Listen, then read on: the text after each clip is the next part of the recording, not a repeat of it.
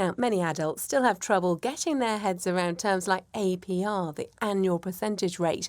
That's the interest rate for a whole year as applied on a loan, a mortgage or a credit card debt.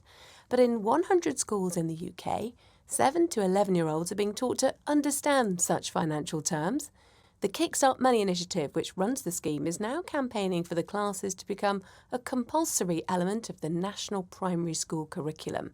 And this week, head teachers plus representatives from banks and investment companies met politicians in Westminster to discuss this. The charity MyBnk is already delivering lessons, and I went along to one school in East London to meet pupils being taught by Andy, a MyBnk trainer.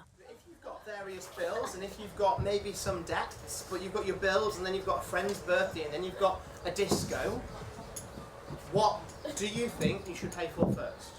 This is financial education in action. I'm in class 6C here at Sheringham Primary School in East London, a class full of very enthusiastic 10 and 11-year-olds, all learning about saving, spending and interest. What's it called when you get more money? Interest. What's it called? Interest. Thanks for coming to school today. If you're borrowing money, in essence you're using something which is not yours and you have to give or pay it back later. What would you say, Yusuf, is the most interesting fact that you've learnt this morning? The most interesting fact is all about interest for me. Interest is really amazing in how you can get money or lose money. What have you learned about borrowing money? Somebody had the option of going to New York earlier and they wanted to go on a quite expensive holiday. What would it mean though if they borrowed that money? If they borrowed that money, then they would get to go on their trip, but once they've borrowed money, they're in debt, and once they finish that debt, they also have to pay interest because they borrowed money. Bank is a bank you don't know about. The Barclays Bank is a bank that's worldwide. And the Infinity Bank is a bank that goes... Well, observing this lesson is the man who's usually in front of the class, Nick Clark. Nick, what do you make of this lesson? Why is it so useful for your pupils? I think it's just genuine life skills that they're going to come across. We hear about more and more people getting into debt and the situation with that. To be honest, I didn't really know the difference between APR and AER, so teaching them this stuff early avoids them, especially when there's so much out there about payday loans, things like that people just aren't aware of. And I know it seems like such an early age to teach them it, but the earlier we can teach them it, the less likely they are to get into trouble in later life. What does the APR mean? Do you know what those letters mean? That APR is the interest you have to pay if you borrowed money, and the AER is the money you get if you save. Samaya is also here. She's 11. Samaya, what's the most interesting fact you've learnt here in the class? ER is the money you get if you save. Samaya is also here. She's 11. Samaya, what's the most interesting fact you've learnt here in the class today? You could gain more money from interest, and you can lose money from borrowing. Pay for borrowing. Pay for borrowing.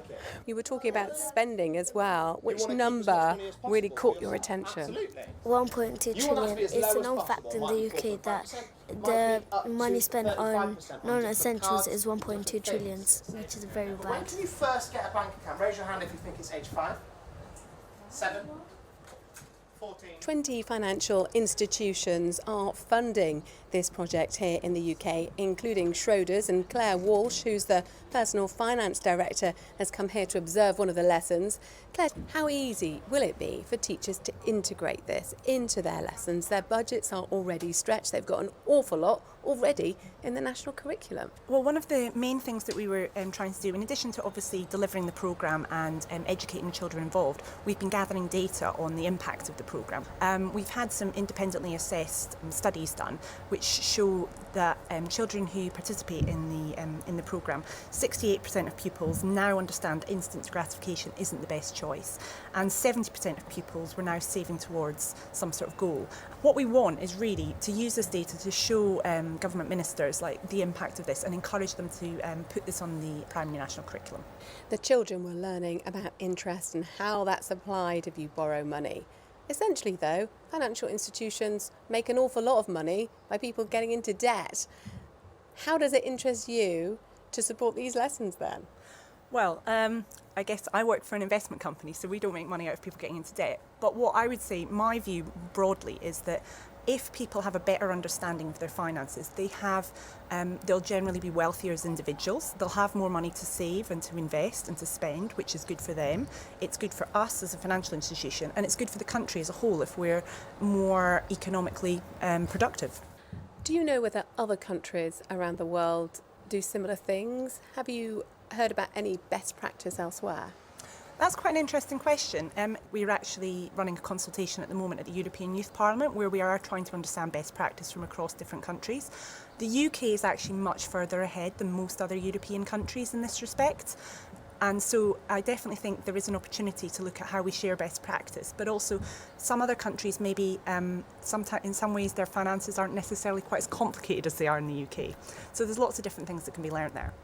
So we really need to be educated here in the UK, perhaps even more than other countries. Exactly, yes. And then once you get to another age, you can borrow money. How old do you need to be to borrow money? 18. Cool. I'm in another part of the school now, and I've just met up with Greg Davies, who's Head of Behavioural Science at Oxford Risk. So Greg, you're a psychologist. How do you think that children approach money in a way that's different to adults? Like they approach most things, I think, very, very intuitively and very naturally, which of course has its problems, because if you're trying to exhibit good financial behaviours, often the first thing we need to do is to control our impulse and to control our intuitive and natural way of going about things. And that's really hard if you're a child, isn't it? Society is set up, for example, in retail to stimulate that impulsive behaviour. For example, in the sweets aisle at supermarkets or just before the tills. So we need to think about two things. One is, how do we allow people to have a pause point where they can think about, is this really what I want? And the second thing, particularly with children, is how do you give people practice at that? How do you put them in situations where, before they're in that situation where they squander all their money, they've been able to practice this on a small scale and they're thereby learning by doing, effectively. Does technology make this even more difficult to really limit that impulsive behaviour? It certainly can do. So right from the advent of credit cards, debit cards, now we've gone contactless, all of this makes payment for things on a whim just easier for all of us. That said, there are ways in which technology could actually help us to improve this process. So for example, if when you're making a payment, you were to suddenly get a message that would go, this is exactly how much it's costing you, and flash that number up in big red numbers and go, are you sure? That's a way of using technology to introduce some friction into the process that could be valuable. So like all things, it can be harmful, it can be useful. It's how we choose to design it. What can adults learn from what the children are being taught? Exactly the same thing. I mean, the best advice for almost all of us in trying to spend less is find a way of introducing a pause point into your decision. So if you ever want to buy anything on impulse, make yourself sleep on it overnight. Just say to yourself, tomorrow, if I wake up and I still want this, fine, I can have it. But try to find ways of not allowing yourself to push the button at the moment it first occurs to you. Or go to the January sales. Or go to the January sales. You can also beep, beep, beep, beep. What's the beepy thing called? Around 100 schools across London have already been taught by trainers from MyBnk. The social enterprise was set up by financial consultant Lily Lapenna. The idea was sparked by her work in Bangladesh. During my degree, I'd learnt about microfinance and was particularly interested in this approach, which was very much about empowering women through small loans to set up businesses and turn their lives around. And so literally 3 days after I graduated, I went off to work for BRAC, Bangladesh Rural Advancement Committee. And during my time at BRAC, I was very lucky because I got exposed to a lot of families in rural Bangladesh, and I was able to spend time with a lot of the women borrowers and savers and realize how this whole piece around financial education was so significant in positioning them so they could better use their loans, so they could better set up their businesses, and so they and their families could benefit from a better quality of life. That was really the starting point for me. That was really the inspiration for MyBnk. At what point did you think, I could use all this information and target children? Why did you see that as a real need?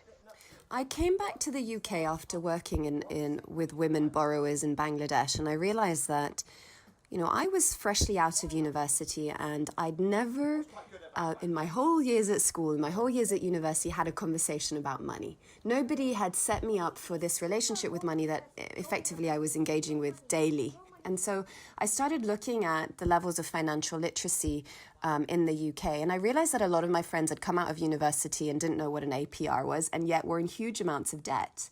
This is back in 2003, between 2003 and 2006, where there was easy access to debt, right, before the credit crunch. And then in 2007, 2008, the recession, the credit crunch, caused this huge upheaval in financial services, and we realized that consumers were not adequately prepared to engage with financial services, and this had caused part of the big problem in many countries, right? And so the idea of financial literacy became pertinent and important, and we were able to ride that wave. Why target primary school children? A lot of people will say, of course, secondary school education, college education, when you move from the age of 11, that's really important. But do primary school children really need this information too? It's a great question, and one that I asked myself probably too late during the MyBnk journey. We started with that same mindset. And so our first kind of 8 years, or definitely our first 5 years, were very much about working in secondary schools. And then I came across some really impressive research that showed that all your neurological pathways are forming between the ages of sort of 0 and 7, and that a lot of your habits that you then hold on to for life are starting to form before the age of 7. And I thought, gosh, so many, when we look at money education and our interaction with money, so much of it is around habit formation. And we were noticing that some habits that even our secondary students had were really hard to change and to rewire. And so we thought, why not come in at an earlier age and start to think about what habits we can help young people to form from an early age. So you're hoping to roll out more of these programs right across the world, but you really need the support of financial institutions, don't you, to do that? We do. We need the support of financial institutions. We need the support of local governments and national governments.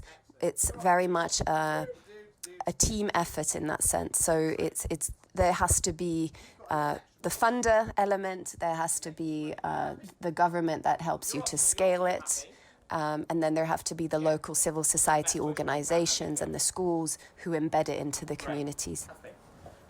Banks, borrowers, savers. Turn to someone nearby you. Can you explain what we have just done? I'm going to give you 10 seconds. Can you explain it in 10 seconds? An infinity bank is a bank that goes on. Pupils from Sheringham Primary School ending that report.